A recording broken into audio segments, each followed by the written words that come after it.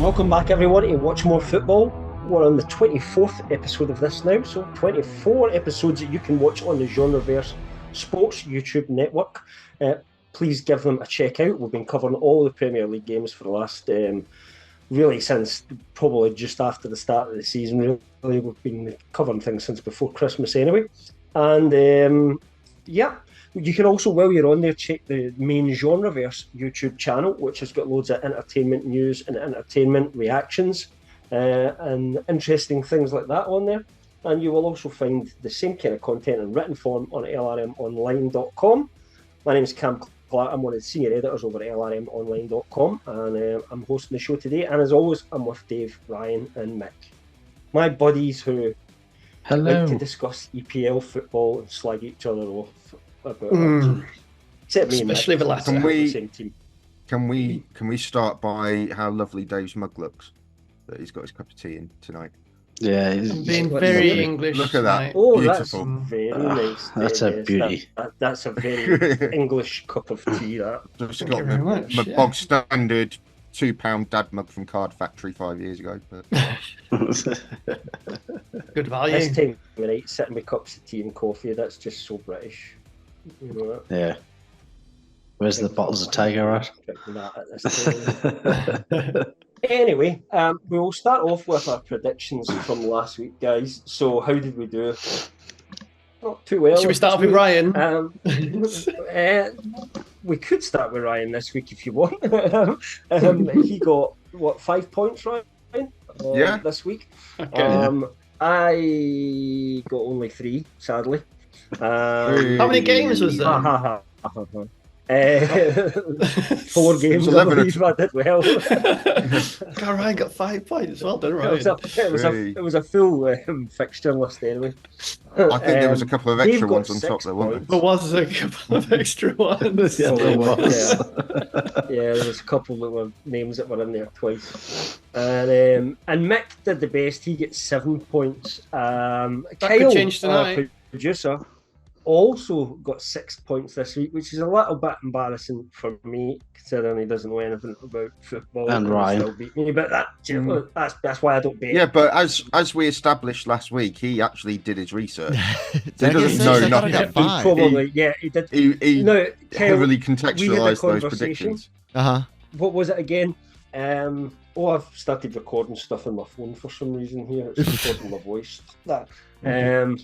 But we were talking about, and I said, Tottenham and Chelsea always end up drawing with each other. Like that. Actually, that's not true. And then just went and produced to me the last 10 years worth of stats, and I was like, okay. Has anyone ever seen I think Spurs have beaten us once at home in 38 games, so Kyle is right. Has anyone ever seen Kyle and Opta Joe in the same room at the same time? That's a good point. Houdini. It was fun. I'm interested how the game goes today, and then what next week will look like. What did you have for tonight, Carl? He's got a taste. Tonight I've got tie 1-1. I'll take that. So the tables. So Mick and Dave are now in the lead together on 100 points. I'm 4 points behind them on 96. Looking over my shoulder now at Ryan, who's on 87 points. And Kyle, since you started this week, you've managed to get up to minus 1,994 points, because we did deduct you at 2,000 points previously. So you're all right. That's quite the hole to dig out of. That's right. Yeah. Hey, well, Everton managed it this season, so you're all right. I mean, yeah, that's right. Our point deductions have been very. He needs to wear a tracksuit. Next year, there's no point deductions. We might need to change it. Apart from Leicester. Maybe that's what Ryan needs to do. Start wearing a tracksuit and see if he can catch up. Well, I've got my tatty old sort of vaguely United branded T-shirt on tonight. Is that the last time you won a game? Was it? Yeah. So let's start off with Chelsea, because it might be fair to say that we're finally genuinely starting to see those green shoots of recovery on Chelsea. Yeah. Now firmly in the hunt for Europe. I think it would be fair to say, playing quite well, winning a few games convincingly, and honestly look a lot more solid than you did just even a few weeks ago. Even last week when we were going to talk about this, you weren't looking quite as good as that. So, how's it? What's happening? Ever since the Aston Villa game, we were 2-0 down by half time. Poch put Cucurella in the what we call an inverted fullback role, so he kind of slots into midfield, so he'd be tied alongside Caicedo, and that frees up a lot of space for Gallagher to push forwards. It gives Palmer a bit more freedom. It means Caicedo has a bit more help in midfield, so it gives us a bit more solidity. So ever since then, we've just been playing a lot better. So no longer when we 1 or 2-0 up, I'm scared that, we're going to concede or we're going to fall apart. That's the things you've always been scoring goals recently. Anyway. Earlier in the season, we're not struggling with goals. But recently you've been scoring loads and just letting loads in. Yeah, so there's a bit of a structure there now. The only question is what happens when all the other players come back? Because I think this has happened because Enzo's gone now. He's out for the season. So so I don't know what'll happen. And of course, when Chilwell comes back, Gusto comes back, and whatever one of those places that he can go in and take that, it's up to him to go and take that off somebody, or if he doesn't, they sell him. So it's just good money for Enzo. He's got the added bonus of has the added bonus of if Cucurella's tucked inside, he can't get roasted down the wing. Yes, because exactly. I think if didn't leave you open on that side, like you had someone else covering for the run back and stuff like that. This is how we played in pre-season. We looked pretty good, so I don't know why he switched things up when the season started, and I don't know why it's taken him this long to go back to it. It looks like that, but I just hope especially given the issues you guys have had at fullback all season, sort of. Yeah, finding a way to not play with any fullbacks is a good way around that, I suppose. I wish playing three centre backs. Yeah, I wish Ten Hag had thought of that earlier in the season. A bit of a meme earlier in the season as well, and now, as you said the other day there on the chat, he's been one of your most important players in the last few games in terms of how he's performed. Because it suits him. You can never doubt his effort. That's one thing I'd say about Cucurella. You always see him, and it's just effort all game, 90 minutes. It's just he was making a few mistakes at the back and getting caught out of position and things like that. Yeah, and I think as well he made some mistakes, but also he just was one of those unfortunate defenders a lot of the time where he doesn't do anything wrong, but the ball will bounce off him in a certain way. A bit like used to happen with David Luiz. Bit like used to happen with Phil Jones. It doesn't necessarily mean they were playing bad. It just was. It just looks comical, doesn't it? So you remember it a bit more. Yeah. I like how he used David Luiz. They've got exactly the same kind of hair. Both exactly. It makes him stand out a bit more, doesn't it? Yeah. But that's Chelsea at the moment. So I'm pretty happy with where we are. It's the first time I watched us and felt a bit more comfortable. Yeah. So is that Pochettino staying then? Do you reckon? If he wins the next 3 games, there's no other managers available. So, I was going to say nobody can hire anybody managers at the minute. Exactly, change managers willingly, You get Moyes. There you go. He's just come available. Bayern Munich, you hear that they're after everybody. Everybody that comes available, they send a message Bayern Munich to see if they want to go, and none of them seem to be interested. So the next one's Ten Hag asking Thomas Tuchel to stay. Well, apparently he contacted Ten Hag, and one of the papers said that he was far more interested in staying at Man United than he is in going to Bayern Munich. Well, and so unless Thomas Tuchel goes to Man United, Bayern Munich are now talking about going, sorry, Thomas, can you stay for another year? But Thomas is... Thomas Tuchel's going to tell him to do one because one of Bayern's board members has been slagging him off. It's been a very open battle. And I think Tuchel quite publicly said, no, they've sacked me, so they've sacked me. Sort of thing. Like Mick said, it got just before we went on, it got announced that Moyes is definitely leaving West Ham at the end of the season. His contract runs out. Oh, did it? Oh, no, I missed that. Okay. I mean, we all thought it was going to happen. Yeah, and Lopetegui is looking nailed on as well. Yeah, so. I didn't bother putting in the chat. I thought everyone had already seen it and knew.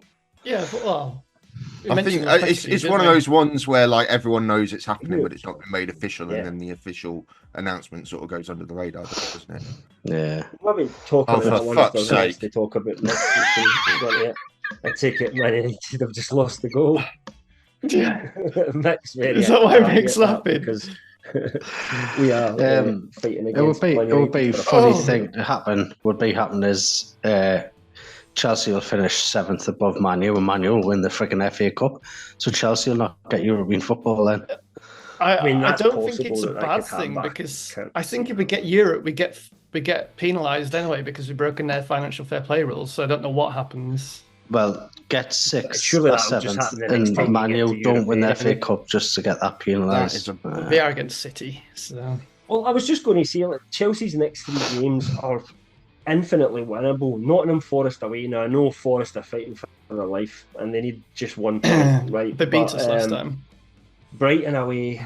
Brighton are not in brilliant form. They won at the weekend, right enough. And then Bournemouth. That's a tricky game. I mean, Bournemouth's good at the moment, but it's away. It's Stamford Bridge. At that point, Bournemouth's not going to have anything to play for because they're too far outside to really catch anyone. So I think they're all Bournemouth are good, but they didn't. Yeah, Bournemouth are good, but they didn't really lay a glove on Arsenal at the weekend. No, they didn't. And I do think they've sort of that. Well, yeah, okay. A bit controversy around that for me. If Hale brings up the league table at the moment, we just have a look at those kind of three places, 6, 7, and 8 at the moment. Newcastle, Chelsea, and Man United all played 35. We're in 56. Chelsea currently in 54, Man United currently in 54, but that's a live table based on the current game that's going on right now. So that could shift by 3 points either way. By the end of it's going to be our goal difference just getting more and more towards 0 again, I think. But it is 0 currently. Is it? Yeah. Cool. Well, no, it's actually the 1 that says on here on the table. Yeah, well, it's 0 now because Palace have scored. Well, it depends on how live that table is. Yeah, the table is. It says a live on table. the live table, I've got 0 on screen for. Cool. Right, okay. That'll be better because I'm in the Beeb one and Kel's in the Premier League one, so the Premier League one will be up that Joe. Listen to him. Yeah, exactly. So it's absolutely all to play for. You just never know in these next 3 games, and I know it's a bit of a Mickey Mouse, like who gets to go in the bottom European competition. But for us, it's important. And I think for Chelsea, I think their owners will want it, Dave, because there's more money to be made, and you need a little bit. But considering against Spurs, we had 14 first-team players out and we had 10 senior players playing. That shows our current depth at the moment. So I don't know what it'll be like next season when hopefully players will be back from being injured. But come back, maybe buy 1 or 2 in, and I don't know if we can buy anyone. The thing is that the finances for us is massive. For us to get European football, it just opens up a massive. We want that. No, we've had that once. We want the extra game. It opens up a bigger, much bigger kitty for us. We've got the Club World Cup next year, which is a lot of money. Right. I think that's like 40 million just for being in it. I think it's 50, isn't it? It could be, yeah. That's decent. Yeah, that's decent. Unfortunately, you need to have won a Champions League to get into that. So, recently, distant memory. Ryan's team doesn't count. But yeah, I guess you won the World Club Cup when you were in it, didn't you? That's why you're 2021, isn't it? Yeah. No, I think it's the last 4. It's the last Champions League winners. Yeah, it's not the Club World Cup winners. Last 4, is it? Champions League winners. Right, yeah. Okay. Yeah. And then a few other sides usually based the on Champions coefficient. League winner wins the World Club Cup anyway. Yeah, well, But yeah, interesting, to see how that goes anyway. Hopefully Newcastle will finish above both of your teams, but we could be going to finish 5th, man. And we could be unhappy as hell, and you two are like, nah, no Europe for you next year. So hey, I mean, as long as we're not 10th. I don't think we can get 10th. We're going to finish 5th. I don't think you can now. Keep the 5th. No, I don't think we can. Struggling. I mean, Bournemouth's maximum points, they're in 48 at the moment. They've got 2 games 54. left. So 54, which we'd is have to where beat you are us now. You'd have to 6-0. lose. every game, and it's not going to happen, I don't think. The next team probably worth talking about today, guys, is Spurs. Now, I think there's a lot of factors in this, but basically they have lost 4 games in a row at the moment, and conceding 13 goals. Lost. Yeah, I mean, it is comfortable. We smashed them, Arsenal smashed them, Liverpool smashed them, and Chelsea smashed them, basically. And there's a lot of talk now about, is everyone slipped? Are they bottle jobs and all that sort of stuff? And I don't actually think it is like a bottle job situation this year. I just think it's a fixture list situation. Earlier on, when they were doing well, they were playing rubbish teams. Now, when you're playing again, they've got a bad set of fixtures. They've got all the teams in and around them all in a row. But the thing is, though, they're not that good. The games. But the thing is, though, since January, the 9th in the form table since January. I can't just say because of the last few games or something. Yeah, exactly. They certainly played better in the. So, but also it can be how the fixtures. Shocking, if you get a big team every 3 weeks or something like that, and you've got, you can then win teams. You can build up a bit of momentum when they're having big games in a row that they're losing. That momentum goes the other way, doesn't it? And it's that, and Tottenham's a team that have had these when you lose a few games in a row, it gets attention, doesn't it? Yeah, I don't think it's necessarily been a bottle job because they haven't had anything to bottle. To be honest. Because I mean, they could have got Champions League. They could have got Champions League. I mean, Villa have dropped some points. But at the time that they were, at the time that they were sort of spoken about as being in a title race, it was October, and nobody is in a title race in October, and they've not been great since then, have they? How many times have you heard Spurs or Everton say, "Oh, we're doing brilliant," and all the fans are ecstatic? I've literally never heard anyone say that Everton's doing brilliant. And manager of the month 3 months in a row. I remember didn't Everton won 4 games at the start of the season once, and the fans were like, "This is a year we're going to challenge for Champions League." They ended up in a relegation battle. Was that under Howard Kendall? Was it? It wasn't Howard Kendall. 3 years ago or something like that. It was when we were competing against them for the crappiest team in the league prize. That's when it was, because I was interested in it at that point. But I think Spurs, they've been shocking this second half of the season. They've been absolutely shocking, and they've only started playing the big boys the last 4 games. And they don't really have many injuries either. No, they've hardly had any injuries. This is the point. They've only lost 2 players. That compared to all the other teams round about them, right? Spurs, that was their 38th game of the season. So they get knocked out of both cups straight away. So they've had no cup games. They weren't in Europe anyway. So all they've had is the Premier League game. So they are one of the most rested teams of all the big teams in the league. And yet still they're starting to look that kind of tired way. So you do have to question it a little bit, I think. I still think Ang's improved them from where they were. 100%. Yeah, I mean, I think they're a better team. Nobody expected them to do well after Kane left.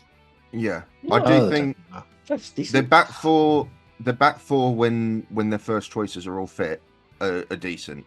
You got Doggy, Romero, Van der Ven, and Porro. I think that's a decent back 4. The midfield's still a bit slapdash. I know he's got James Maddison in there, but he's more of a forward than a midfielder now. I don't think he's really got anyone that he actually wants in the midfield, and that's quite important to how he wants to play with bringing it from the back and being vertical like that. I think James Maddison's a player that, see, when you're playing really well and things are going well, kind of, I would say with Rashford in some ways actually, that he'll turn up, he'll have his foot in the ball, he'll be trying all these fancy passes, he's right up for it. See, when it's right against him and things that it's going a bit negative and you need to grind in, I don't think Maddison's that type of player, and I think Ange took him out the team a little bit because of that in the last few games. He's a really good creative player, but what they need is that link from the back 4 to him. And I don't think with Bissouma and Højbjerg, they've got that. I know they've got Bentancur, but he's always injured. So I think he'd probably be looking at someone who can do that job. But I think a lot of teams are. United need that player as well, really. So we need a 6. Go back to last summer, and a lot of players were looking for either 6s or 8s or whatever as well. It's we're holding them. That good or hard to come by. Yeah, Chelsea's pitched them all. You're welcome to to the your ones one I stage. got, Yeah. We knew everybody wanted one, so we just bought them all. Yeah, well, I quite like shit or a sick notes.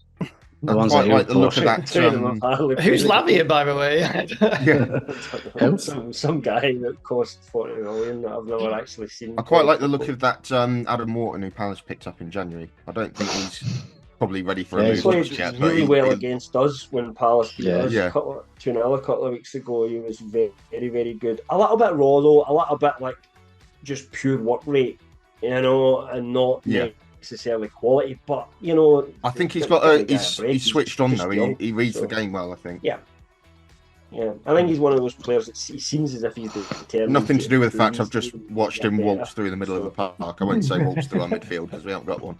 But the kind of player you guys should pick up he's got the right attitude for your team that you don't have in that team. I don't know if he'd necessarily get a game for us, but I think he would probably, someone with that work rate and attitude would walk into your team at the moment. Anyway. Spurs are fairly safe in fifth, though. I can't see us, Chelsea or Man United, I don't think really possible to catch Spurs if they're out unless they lose every game for the rest of the season. It's possible. They don't have to lose every game. They've got Burnley next. They've got Burnley next. Then they've got City. Then they've got points, don't they? Then they've got Brighton. No, who was it? Sheffield United. Sheffield United in the final game of the season. Yeah. They're 4 points ahead of us, right. 3 games to play, 9 points available. So what, 5 points? Doable. I could see them getting 5 points, quite easily in those 3 games. And I can also see them dropping 5 points. It's possible. It's possible. I'd love to see us get ahead of them, but we'd need to win every game as well, and I'm not so sure we will do that. So how are we going to get beat off? Well, Brighton's a decent team. We're at home though. Man United, possibly. I did say the other day, Man United sometimes. Well, you say that, and the way they've been playing this season, I wouldn't think so. But they always raise their game against teams round about them. They beat Liverpool in the cup and then drew with them to basically kill the leaf for them. So they can raise their game at times. It's against the smaller teams. We give a shit about Liverpool. We don't give a shit about Newcastle. Tell the rest of your fans maybe that's the case. I hope so. Right, I hope so. Your owners certainly care quite a lot about Newcastle at the moment, and getting our former director of football. Because you're holding on to his last Infinity Stone, and that's just we all know how that ends up. That's how it goes, It might be inevitable, but let's see how much we can get paid and how long we can hold you back. Half the universe at stake at the end of the day. So anyway, will we move on to the kind of relegation fight a little bit, because we did beat Burnley. I'm not really going to talk about us too much because I think it was a fairly straightforward win. Burnley were pretty crap. Mick looks stunned now that we were. See, I'm worried because is he reacting to Cam or is he reacting to this free kick Christian Eriksen stood over? I mean, they did. I'm a minute ahead of you. Loads of hustle and bustle, but they just aren't good enough, and that's simply all it is. They are just not good enough for this league. As soon as we started playing a bit of football, it was just goal. And the only reason they get the consolation goals at the end because we had made about 7 subs and they had basically stopped playing. Burnley now, if Kelbrand's up the table, Nottingham Forest now need just 1 point from any of the last 3 games, and that's Burnley relegated. Is that right? Are you looking at me as if I'm you're right. Goal difference is down, and there's 5 goal points. difference is ridiculous. So get it in. Man United have scored. Mick, can you tell me if United have deserved that equaliser or not? Considering it's been chalked off, no. Free kick chalked off. No, it wasn't the free kick. It wasn't the free kick. From a corner. It was off the corner. It was a foul on the keeper. No, it's Dean Henderson. So- He's a prick anyway. Back onto the show, and then we'll go and watch the football. So Yeah. we've not got that much left to talk about, guys. So Why do we do a show on Burnley, Monday are they nights? gone? Can they win? Can they win? I don't know why. Would you guys help to choose Monday nights because it was more suitable for you? Maybe next year. But that was only because we were in the Champions League, and so am Man U. Good point. We could do it on that Tuesday felt next like a year when long none time of our ago. teams are in the Champions Yeah, League, couldn't we? but none That's of a the- good yeah, idea, that. the- there we go. We'll check Yeah, if we'll do that. producer Kel's available for Tuesdays next season. Are Burnley gone? Can they get a point? No, are they done? They're done. Yeah, I can't see them getting Yeah. 2 wins. Forest will Although get at least a I've- point for somewhere, do we think? I've Yeah. engineered Yeah. results and my Probably against predictions Chelsea. to keep it live going into last week. Well, So when you've considering- done your predictions, you've tried to kind of go for what would keep the relegation gotten- fight alive as long as possible. I've got them beating Spurs this weekend, and I've got Luton beating West Ham, and I don't think either of those are beyond the realms of possibility. I don't think they No, they're are not. beyond the realms of possibility. Neither Luton or West given Ham how look like they things could have win a went. game at the moment. No. So Yeah, But the thing I is, mean, I it might- think, if it goes down to the last game of the season, it's Burnley against Forest, isn't it? Yeah, Last game of the season. and that's what we I mean, all it would that's be what we all lovely. want, isn't it? we is, all of want course it. it is. Neutral Yeah. want that. Forest fans don't want that. They want it. I mean, But that's what I would like to see. Yeah, for sure. the other thing is, if Forest's appeal comes through, and they get one of their points taken off, then that's it, done and dusted by the time Luton and Burnley next play anyway, isn't it? Not so much Luton, because they need 3 points to relegate Luton, don't they? No, okay. Yeah. Luton's got 26 points, 3 points in it, 2 games to go. So How many did Forest have just off? need Was it- if one win, Forest are up, and the 2 4? of them are relegated. 4. But Forest's next games are against Chelsea and Burnley. Yeah, so I mean, Forest really need to get that 3 points we're talking about. Is that going to come against Chelsea? The way Chelsea are playing at the moment, the way Forest are playing, irrespective. Chelsea of away. Forest's ground. They're a bit suspect yeah, I away mean, from it's our home. home form that's kept us going. The aways, who knows? Forest. I know we failed to beat Forest twice this year, but that's when they were. Yeah, and I think they beat us manager first bounce and time stuff round like as that. well. But they're not playing well though. But never know. It'll be all action. They'll be like, right, we need to go all out for it this game. So you never know. It could be quite an exciting one and go either way. Played all right the other day. I but still was think Sheffield it'll be United. Luton and Burnley that go, and I think Forest will do Yeah. enough to stay up because I just Yeah. can't see. Unless it comes down to that final game, and then anything could happen. But if Forest, But can how's just Luton nick a got draw last against game of the Chelsea, season? then- So Luton's fixture list is Uh, couple of button presses. Fulham. West Ham and then Fulham. Fulham. Yeah, West They've Ham, got winnable Fulham. games there. Both, It's up to Joe They again. are winnable games.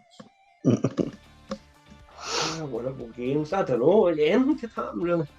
As I guess, I probably counted Burnley out it, but they're probably not out it at the moment. Yeah. after They look- that defeat to us. They That's look the the more fact that they don't likely look good. between them and Luton. I mean, as you say, Luton that, really looks spent now.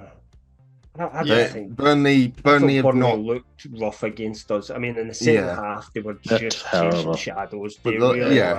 I mean, The last we were in complete control for 20 minutes to Yeah. 90 minutes. Do you know what I mean? It was The that's what last- it was like. the last month or two, though, I think Burnley have shown a lot more fight than Luton have. Luton have just sort of rolled over a little bit. Yeah. They didn't show it on Saturday. I think it's just Maybe the first 15 minutes, but after that, it was just like they had packed up. Yeah, they fought, but it was all fight, but no quality. They never There was created nothing. any chances. Nah. And then as soon as they just dropped top of that intensity 100%, we were just all over them for that point. But It was see what happens. basically It was a good result for us away from the home only at the end of the only day. thing they really had was the ball over the top, over back four. That's all they had. And then Yeah, as soon as that's Eddie not Howe working realised as that, soon it as was we like, right, drop back. fixed it. That was Yeah. it. They had nothing else. Yeah, it just died after that. Once it come, they didn't seem to have any kind of plan B.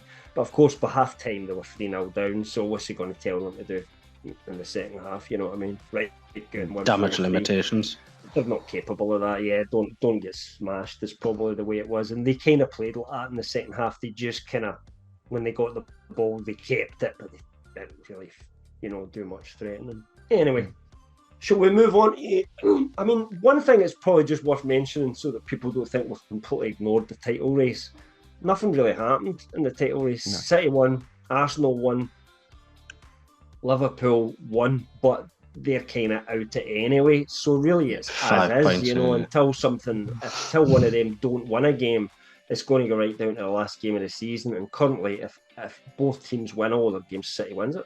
So that's where we are at the moment. If anything changes on that, we will discuss it. Absolutely, it'll be the top kind of billing on our show. But at the moment, it's not really worth getting into the bones of it. So we'll look at our predictions for next week, guys. And see what we've got on, some of the games that we've got on.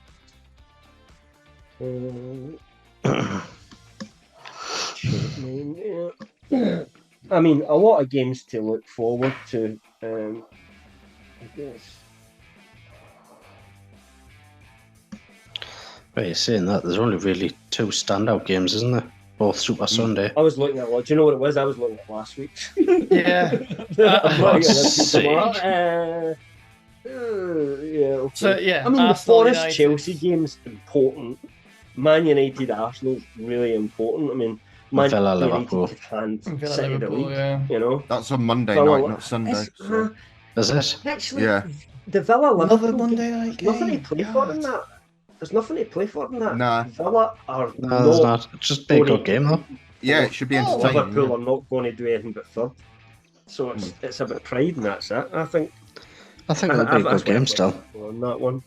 I went 2-2. I don't know. Villa, I'll be more throwing everything at that the second leg of their European fixture, which they'll have to, and they're probably still not going to get through because they're way behind. But who knows? I mean, they have to go for. They could have scored about 5 or 6. They could have scored 5 or 6 goals the other day. They just were terrible in front of goal. Yeah, I can't see them going and smashing this team away from home though. And suddenly go through. But you never know. It's know. quite that's if I was intimidating place to go, Olympiacos. My focus would be. Yeah, it is very. Very intimidating place for them to go. I guess in another year, Newcastle Brighton would have been a good game to look forward to, but this year Brighton have kind of fell away from it a little bit despite winning at the weekend. I mean, so not so much. There's nothing riding on it, but it could still be quite an open, entertaining game. There's always goals in Newcastle matches. I'm more thinking of the importance of them rather than which ones will be good, because it's the Premier League. Any game could be an absolutely 5-4 smash hit. You just never know what you're going to get. And sometimes the big games that we build up are the ones that finish 0-0 and nothing happens. So that's life. Right. So shall we build up the first? Anything else that you want to say before we finish up this week? Let's build up the first Chelsea game so it finishes 0-0. So, weird stat, and I don't really know how weird it is in wide context, but Brentford versus Fulham on Saturday was only the 11th 0-0 of the entire season in the Premier League, which for however many hundreds of games is decent.